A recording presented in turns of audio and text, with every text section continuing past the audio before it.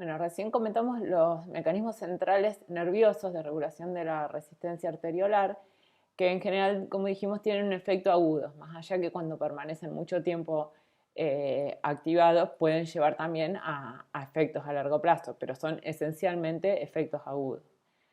Ahora vamos a ver algunos de los mecanismos centrales mediados por hormonas que pueden tener efectos a corto, mediano o largo plazo. Dentro de las hormonas que regulan la resistencia periférica, claramente la adrenalina o la noradrenalina, que son secretadas como hormonas por la médula adrenal, también ante la activación del sistema nervioso simpático. Y no vamos a entrar en detalle porque ya vimos recién los efectos de estos compuestos cuando son liberados como neurotransmisores. La angiotensina 2 es un importante vasoconstrictor, o sea que aumenta la resistencia arteriolar, y lo vamos a ver un poco más en detalle porque, digamos, la mayor cantidad de fármacos que se venden, por ejemplo, para reducir la presión arterial, reduciendo la resistencia periférica total, intervienen en la vía de la angiotensina, ya sean en su síntesis o en su unión a los receptores en el músculo liso arteriolar. Otra hormona que ustedes ya la vieron en riñón que puede actuar aumentando la resistencia arteriolar es la hormona antidiurética, que de hecho uno de sus nombres es vasopresina, se llama hormona antidiurética o vasopresina. Esta ya vieron ustedes que su mecanismo principal de liberación es ante un aumento en la osmolaridad, que es liberada por la neurohipófisis.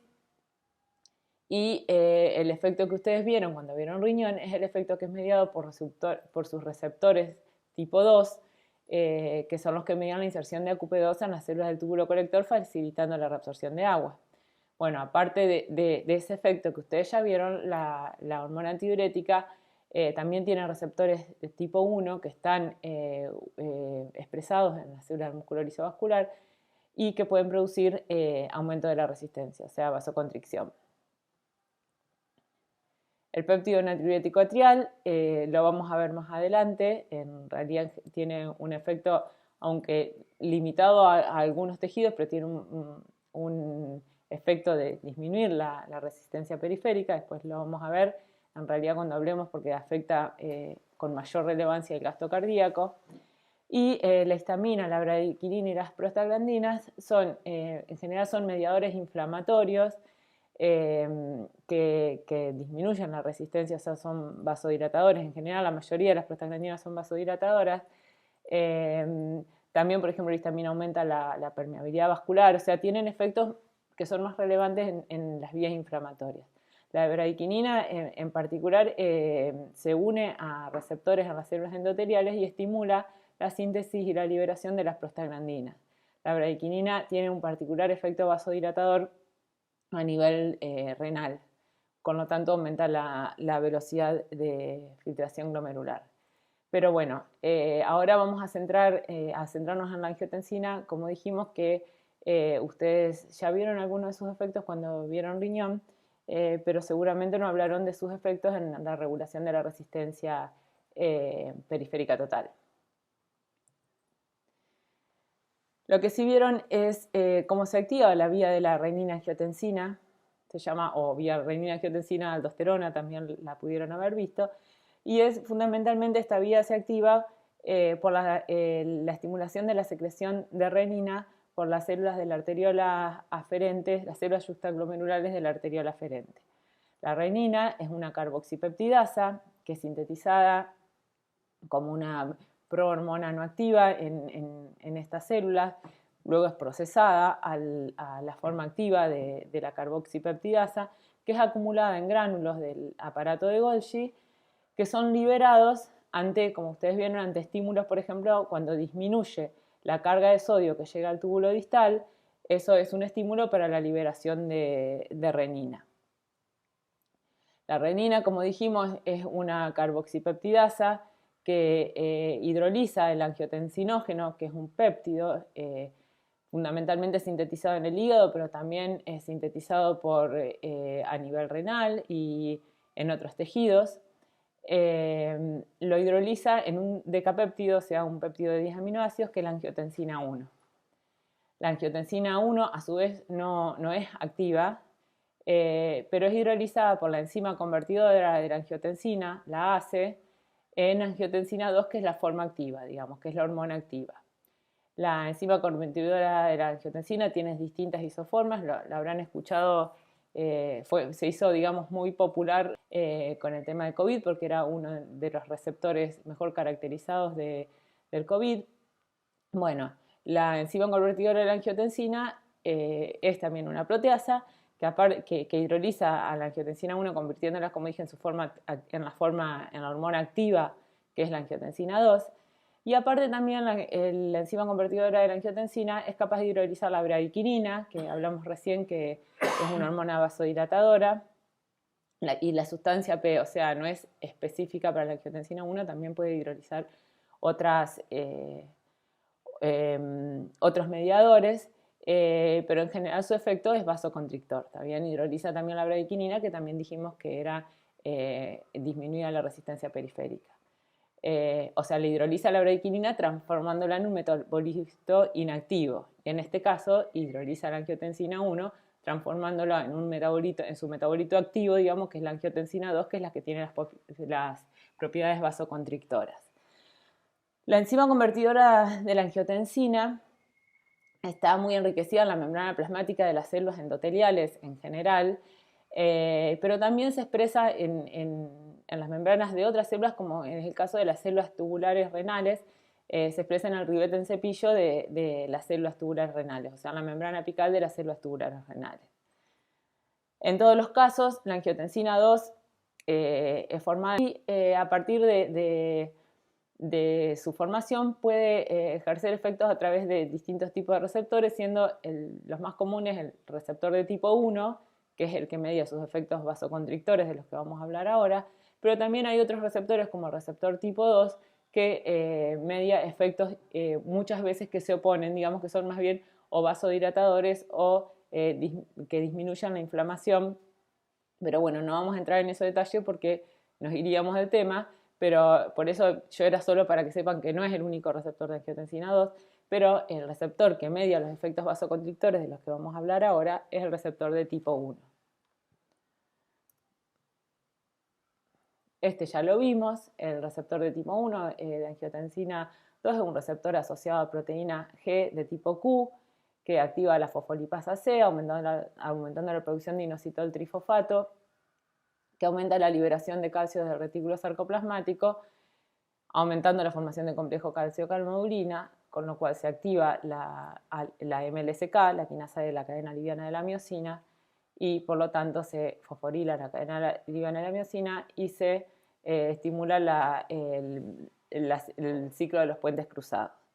Por otro lado, también se produce una activación de la ROQ-quinasa a partir de la angiotensina 2, lo cual promueve la fosforilación de la miosina fosfatasa, inactivándola, y al inactivarse la miosina fosfatasa, perdura más tiempo fosforilada la cadena liviana de la miosina y por lo tanto se estimula también que esté más tiempo contraído el músculo arteriolar. Aparte de este efecto del receptor de angiotensina, que es mediado por la proteína GQ, que sería este que está acá, el receptor AT1R también activa vías de señalización que conducen a la activación de factores de transcripción que median efectos que son a más largo plazo, como son estas de las vías STAT y MAP quinasa. Dentro de los efectos rápidos, entonces, como nombramos, está con vida propia.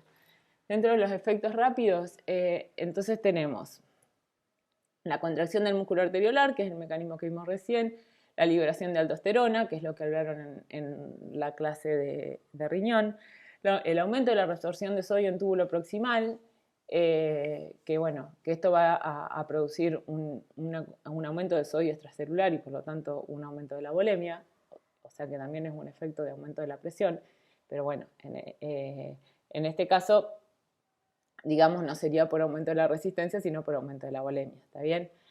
Y como vieron también en la clase de riñón, estimula la liberación de la antidiurética y tiene efectos facilitadores sobre el sistema nervioso simpático. Y dentro de los efectos a largo plazo se encuentran la hipertrofia de las células del músculo lisovascular y la hiperplasia del músculo cardíaco.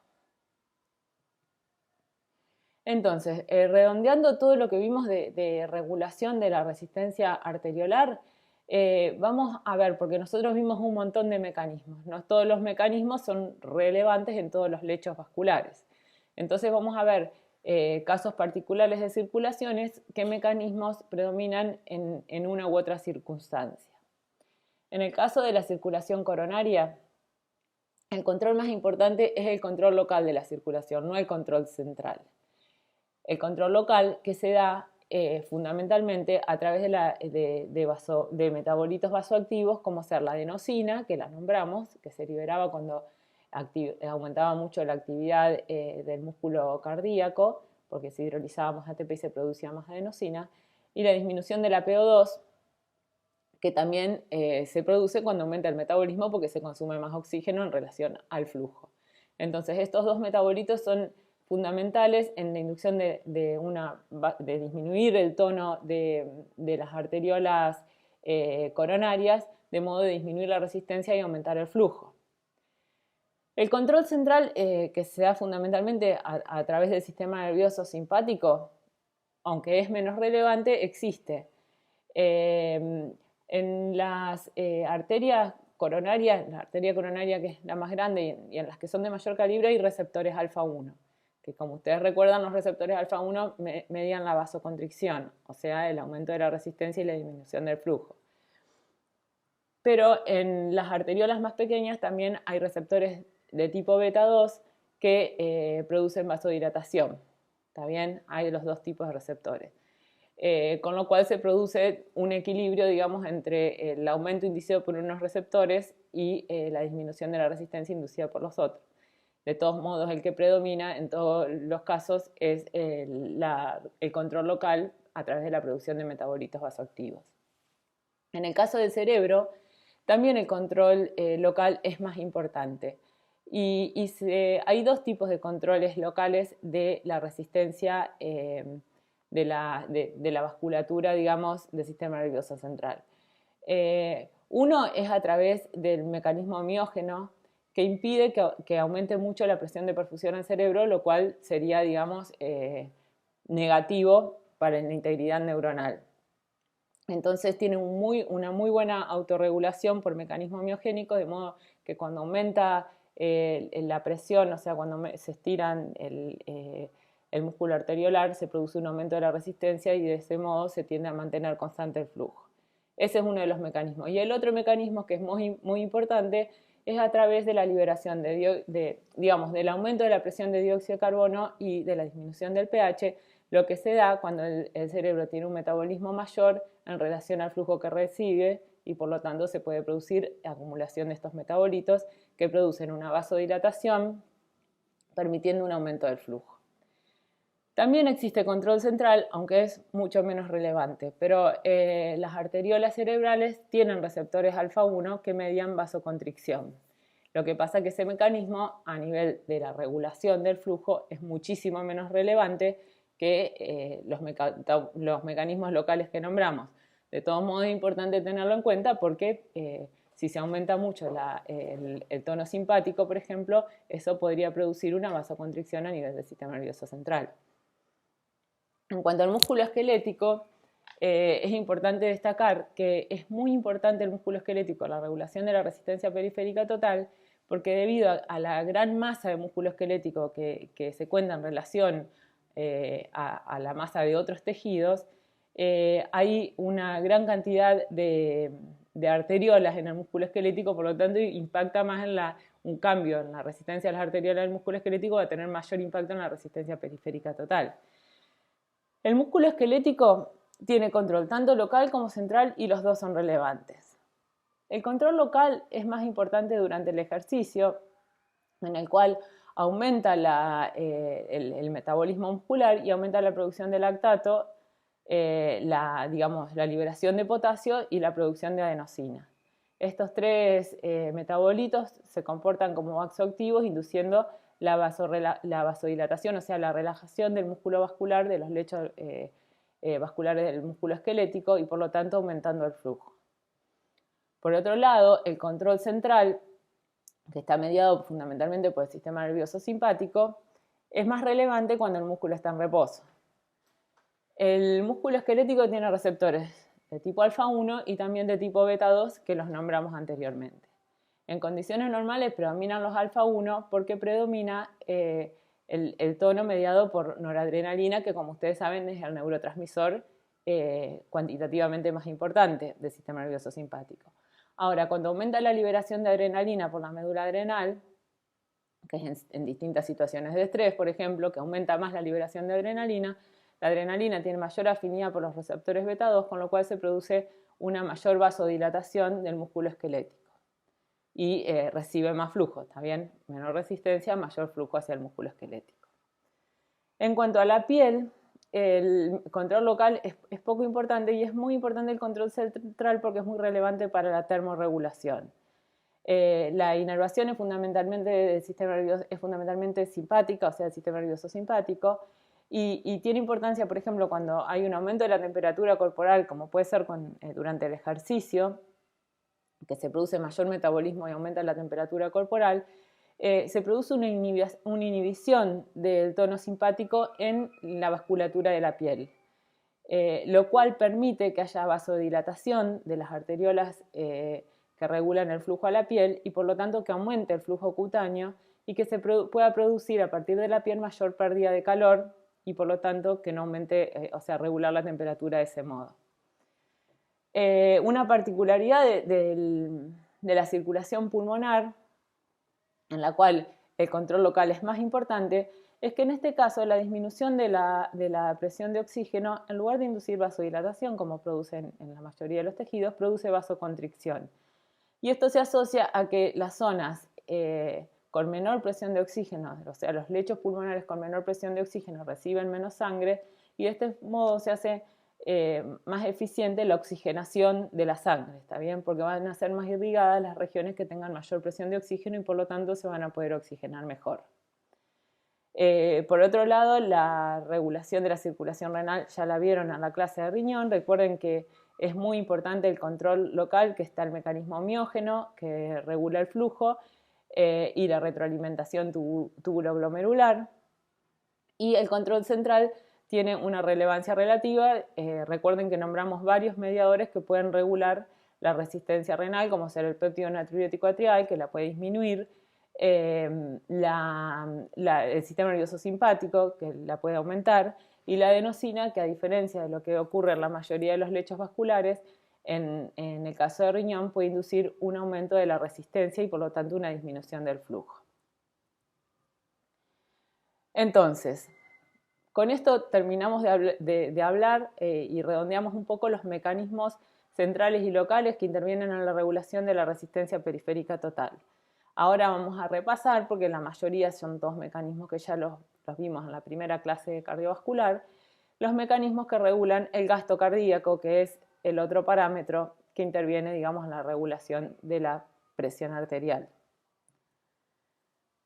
Como recordarán que vimos, el gasto cardíaco, o sea, el volumen de sangre que es bombeado en cada minuto por el corazón, es igual al producto de la frecuencia cardíaca, que son la cantidad de latidos que se dan por minuto, por la descarga sistólica, que es la descarga de sangre que se da en cada latido. ¿Está bien? O sea, el producto de la cantidad de sangre que se descarga en cada latido por la cantidad de latidos que se dan por minuto va a dar el gasto cardíaco, que también se puede llamar volumen minuto cardíaco.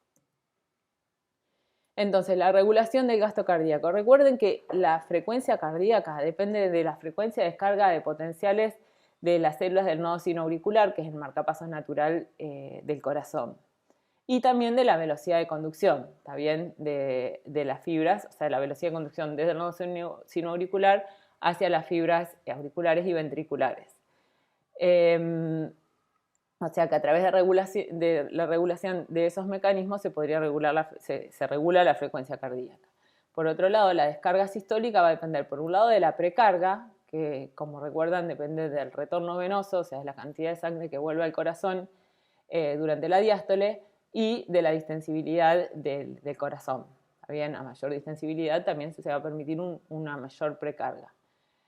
Por otro lado, va a depender de la fuerza de contracción del músculo cardíaco y de la poscarga, que está fundamentalmente dada, como recuerdan, por la presión a nivel de la aorta. Entonces, uno de los primeros, que ya lo vimos, digamos, mecanismos que regula el gasto cardíaco es el sistema, digamos, el reflejo a través del sistema nervioso autónomo inducido por el reflejo baroreceptor, que lo vimos anteriormente. Brevemente, recuerden que la disminución de la presión disminuye los estímulos negativos que envían las vías aferentes hacia la médula, donde están los centros vasoconstrictores, con lo cual no se inhibe los centros vasoconstrictores y hay un aumento del tono simpático y una inhibición del parasimpático, con lo cual se produce un aumento del gasto cardíaco, como vamos a ver ahora en un par de diapositivas. Lo mismo ocurre cuando hay una disminución de la presión de oxígeno o un aumento de la concentración de protones, o sea, una disminución del pH o de la PCO2, que a través del reflejo quimioreceptor se produce un estímulo al centro vasoconstrictor de la médula, con lo cual también se produce un aumento del tono simpático y inhibición del parasimpático, y por lo tanto aumento del gasto cardíaco. ¿Cómo se produce el aumento del gasto cardíaco en estos casos? Bueno, recuerden, solo para repasar, que el sistema nervioso simpático aumenta la pendiente del potencial de marcapasos debido a que aumenta las corrientes IFANI, o sea, de entrada de sodio, y aumenta las corrientes de entrada de calcio. Este aumento en la pendiente del potencial, de la fase de potencial de marcapaso hace que se disparen más potenciales de acción por unidad de tiempo en el nódulo sinoauricular y por lo tanto aumente la frecuencia cardíaca. Por otro lado, o sea que el aumento del tono simpático va a producir un aumento de la frecuencia cardíaca. Y por otro lado, recuerden que el sistema nervioso parasimpático aumentaba la permeabilidad al potasio, con lo cual se hiperpolarizaban las células del nódulo sinoauricular, disminuían las corrientes IFANI y disminuían las corrientes de entrada de calcio. Esto, por un lado, disminuía la frecuencia de disparo de potencial de acción en la célula del nódulo sinoauricular y, por otro lado, disminuye la velocidad de conducción de los impulsos. O sea, de este modo, cuando aumenta el tono simpático y disminuye el parasimpático, va a aumentar la frecuencia cardíaca y viceversa.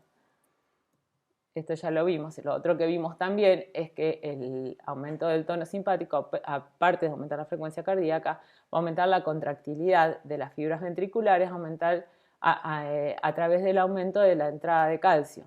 Recuerden que al unirse la adrenalina o noradrenalina a los receptores beta-adrenérgicos, se estimula la proteína G estimulatoria, se aumenta el AMP cíclico, se activa PK y se fosforilan los canales de calcio, con lo cual se produce una mayor liberación de calcio desde el retículo sarcoplasmático hacia el citosol. Esto va a producir que se produzca una mayor fuerza de contracción, también que se activen más ciclos de puentes cruzados. Por otro lado, también PK va a fosforilar fosfolambda, con lo cual va a aumentar la recaptación de calcio por el retículo sarcoplasmático, lo que va a permitir que se siga acumulando calcio en el retículo sarcoplasmático y que haya calcio suficiente disponible para una nueva contracción. Porque si el calcio no se recupera hacia el retículo sarcoplasmático, recuerden que puede ser bombeado hacia el medio extracelular por las bombas y los contratransportadores que están en el sarcolema. Esto es solamente repaso. O sea, tenemos sistema nervioso simpático, aumenta la frecuencia cardíaca y aumenta la contractilidad de las fibras ventriculares y auriculares. Otra cosa que hace el sistema nervioso simpático, que no lo habíamos visto, es que aumenta el retorno venoso. Y esto como a través del aumento en la contracción, o sea, la estimulación de la contracción del músculo liso venoso, que lo hace a través de receptores alfa 1, como ya lo vimos previamente. Entonces, al estimular la contracción del músculo liso venoso, va a aumentar la presión venosa y por lo tanto va a aumentar el retorno venoso y va a aumentar la precarga. El aumento de la precarga, o sea, el aumento del retorno venoso, como vimos también, esto lo vimos en la clase de músculo cardíaco, produce el estiramiento de las fibras ventriculares y mediante los mecanismos que vimos, por un lado, de aumentar los sarcómeros que se encuentran en la longitud óptima de superposición y por otro lado, aumentando la sensibilidad del calcio a través de los cambios conformacionales que se dan en las moléculas de titina, va a aumentar la fuerza de contracción. Entonces, va a haber mayor retorno venoso, mayor fuerza de contracción, va a haber mayor descarga sistólica. Otros mecanismos que regulan el retorno venoso, más allá de los que mencionamos recién, son los que modifican la volemia, o sea, los que modifican el volumen sanguíneo. Un mecanismo muy importante que no lo vimos todavía, es el mediado por los vasoreceptores de baja presión. Se llaman vasoreceptores de baja presión porque se encuentran en las venas, que son de baja presión, en las aurículas y en las arterias pulmonares, que si recuerdan son de baja presión. Recuerden que el circuito pulmonar es de baja presión. ¿Está bien?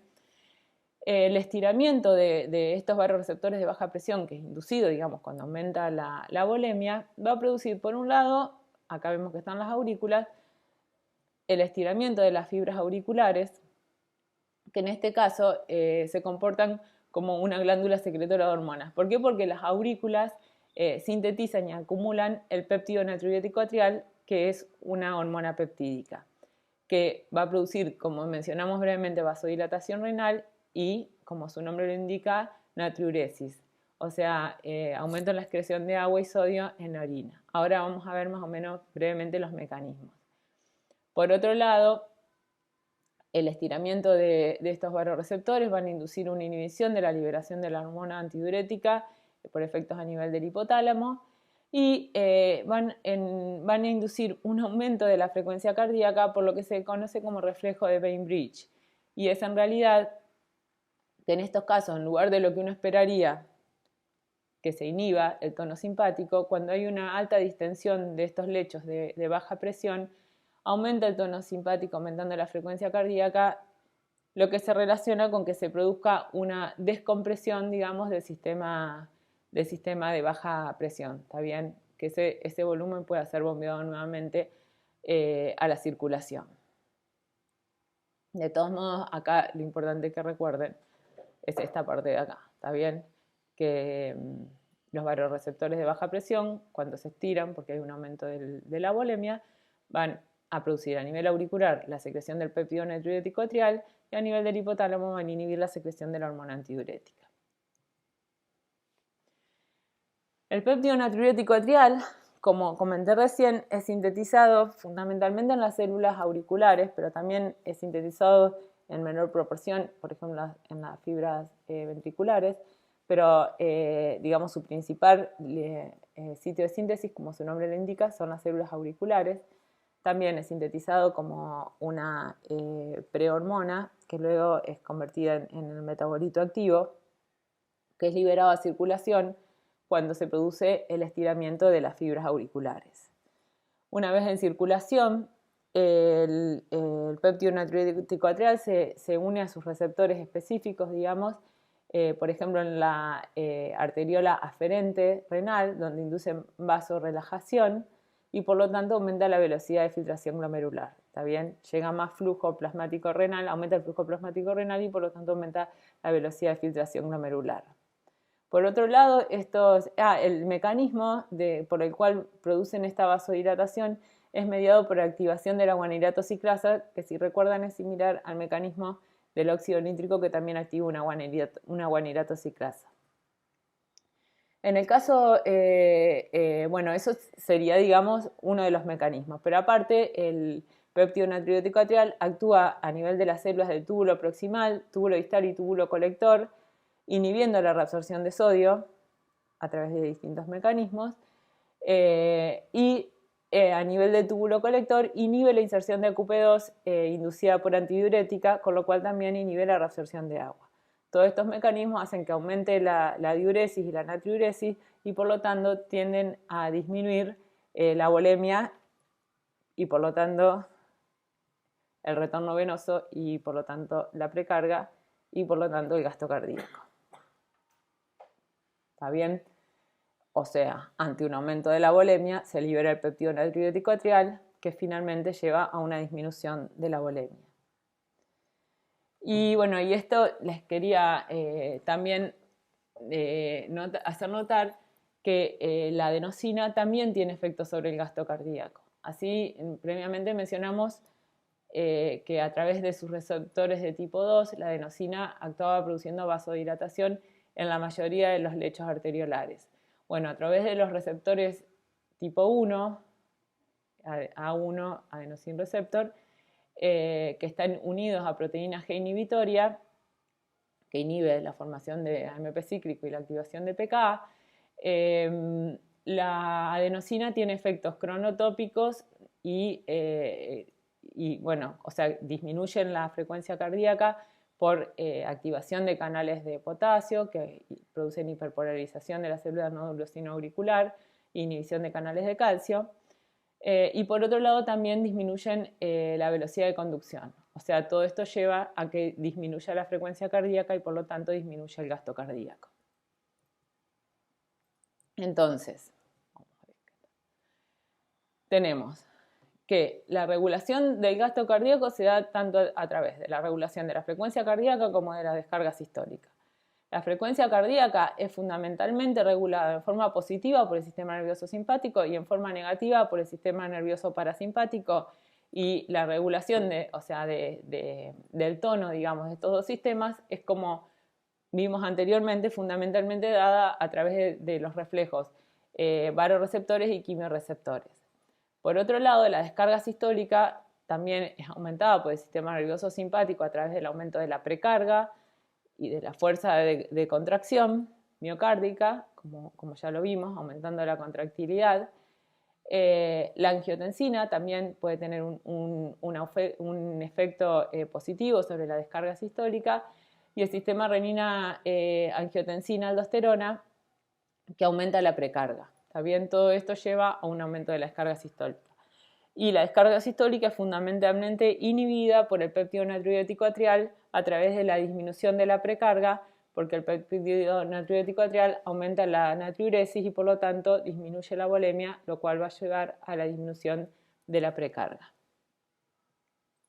Bien, hasta ahí hablamos de los mecanismos que regulan los flujos a los distintos tejidos y la presión arterial a través de la regulación fundamentalmente de la resistencia periférica total y del gasto cardíaco. Ahora vamos a hablar brevemente de los fenómenos que regulan el intercambio a nivel de capilar, que es donde se produce, digamos, el intercambio entre la sangre y el intersticio, que es el que está en contacto con los tejidos. Acá tenemos un diagramita de un capilar, de un corte transversal, sería de un capilar. Fíjense, esta sería una célula endotelial, acá habría otro pedacito de otra célula endotelial. Recuerden que los capilares están recubiertos únicamente por células endoteliales y bueno, y por la lámina basal. Esto sería un glóbulo rojo. Y bueno, el intercambio capilar, recuerden que habíamos dicho que la velocidad de flujo es mínima a nivel de los capilares, lo que da un mayor tiempo para que se produzca el intercambio con el intersticio. La principal vía de intercambio de solutos va a depender del soluto del que se trate. Por ejemplo, si estamos hablando de los gases como el dióxido de carbono y el oxígeno, por lejos la principal vía de intercambio es la difusión. ¿Por qué? Porque son moléculas pequeñas y liposolubles que pueden difundir a través de las células endoteliales sin ningún tipo de restricción. Entonces, eso permite, digamos, la baja velocidad de flujo y la alta permeabilidad que tienen los capilares a estas moléculas liposolubles, que se pueda establecer un buen equilibrio con el intersticio. ¿Está bien? El dióxido de carbono va a difundir desde el intersticio hacia el capilar, en los tejidos periféricos, y el oxígeno desde el capilar hacia el intersticio. Para moléculas que no son liposolubles, pero que son de pequeño tamaño, la principal vía va a ser a través de las fenestraciones, que en algunos, o sea, en general los capilares no fenestrados representan solo un 2% de la superficie, pero en los capilares fenestrados, como son los renales, representan un porcentaje mucho mayor. Y también va a ocurrir a través de las uniones entre las células sinusoidales. Entonces, la difusión de las moléculas que sean hidrosolubles no va a ocurrir, o sea, que no sean liposolubles, no va a ocurrir con tanta facilidad como la de las liposolubles, ¿está bien? Porque tienen menos espacios por donde ocurre. Y finalmente, el transporte de proteínas se va a dar esencialmente a través de vesículas pinocíticas, ¿está bien? En algunos casos que los capilares son más discontinuos, o en el caso, por ejemplo, de los capilares renales que tienen poros más grandes que los capilares sistémicos comunes, las proteínas, por ejemplo, las proteínas de pequeño tamaño podrían pasar por algunas de las fenestraciones o por las uniones entre las células endoteliales. Esto es en general en cuanto a los tipos de transporte que se dan para los distintos solutos e inclusive, por ejemplo, para el agua. O sea, el agua puede difundir con alta permeabilidad entre la sangre y el intersticio, pero los flujos netos de agua se dan exclusivamente a través de los mecanismos de ultrafiltración, que ahora vamos a ver. Entonces, recuerden que habíamos dicho que la presión, digamos, hidrostática en los capilares oscila entre 35 y 10 milímetros de mercurio. Y esto va a estar dado fundamentalmente, esa presión, o sea, que va a condicionar, digamos, también esa diferencia de presión, el flujo que haya en los capilares, por digamos, el estado de vasoconstricción de las arteriolas y de los esfínteres precapilares. A menor resistencia arteriolar va a haber una mayor presión hidrostática en los capilares, por lo tanto esta delta P va a ser mayor, porque la presión venosa va a ser constante y por lo tanto va a haber un mayor flujo. Y eso es lo que va a condicionar la presión hidrostática en los capilares.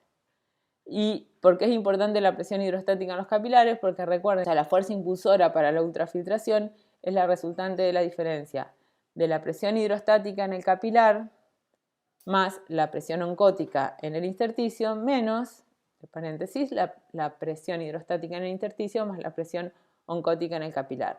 O sea, las fuerzas que favorecen la filtración van a ser la presión hidrostática en el capilar y la presión oncótica en el intersticio, que en general es muy baja, y las fuerzas que van a estar en contra de la filtración van a ser la presión hidrostática en el intersticio y la presión oncótica en el capilar.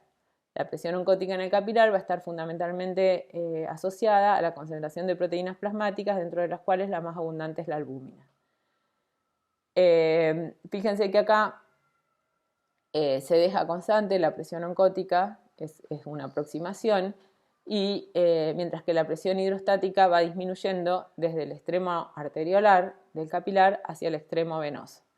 Fíjense que toda vez que la diferencia de presión hidrostática entre el capilar y el intersticio supere a la presión oncótica, se va a producir filtración, o sea, paso neto de líquido desde el capilar hacia el intersticio, mientras que cuando la presión oncótica en el capilar supere a la diferencia de presión hidrostática entre el capilar y el intersticio, se va a producir reabsorción desde el intersticio hacia el capilar.